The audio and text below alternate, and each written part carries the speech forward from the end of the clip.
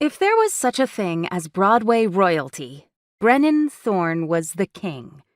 And tonight His Majesty would make his long-awaited first appearance. The members of the cast and crew who had never met him were abuzz with rumors, gossip, and musings of what he would be like in person. Those who had performed with him in the past all said the same thing. He's a dream to work with. Of course, everyone knew that when a Tony Award-winning actor had signed a contract to headline a tour for 2 months, he must be looking to attract a wider audience, especially if his leg of the tour included Los Angeles. But if Eden Blake got lucky, once or twice during the next 8 weeks, she'd find out for herself what it was like to work with a dream. "That's him. Tall, dark suit, over at the bar. Do you see him?" There were too many people packed into the South Carolina bar for Eden to follow her taller friend Maddox's gaze. "He's with Adam," Maddox added. Eden fought the urge to roll her eyes. Knowing Thorne was with Maddox's crush Adam didn't improve her ability to see beyond the crowd.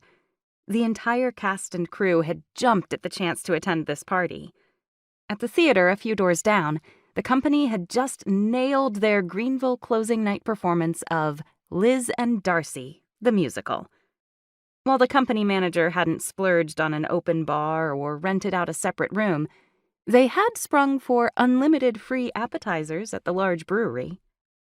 Thorne's arrival was certainly cause for celebration, but tonight they were also saying goodbye to Donovan Yates, who'd been playing Mr. Darcy on the tour since their opening in Houston 5 months ago. No one was super sad to see Donovan go. He was definitely not a dream to work with. A bit of a pill, in fact. But there were no hard feelings. He was moving on to bigger and better things. The New York directors had tapped Donovan to take over the lead on Broadway, now that he'd proven he could charm as Darcy on the road. It was exactly the kind of big break Eden was looking for, too. "Do we drink first or stay sober to introduce ourselves?"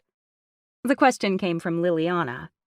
Of the people Eden had met since rehearsals began in Manhattan, Maddox and Liliana had become her 2 closest friends on the tour. Early on, the 3 of them had agreed to pool their per diems and share accommodations on the road. Treating each new city like its own vacation, they rented an Airbnb at each tour stop. They'd had a blast and saved tons of money on hotel costs. If an actor was willing to give up Manhattan for a while and stayed smart about living on the road, they could return to the city a lot more financially secure. Drink first, no question. Eden's skin tingled with nervous excitement over the prospect of meeting someone like Brennon Thorne.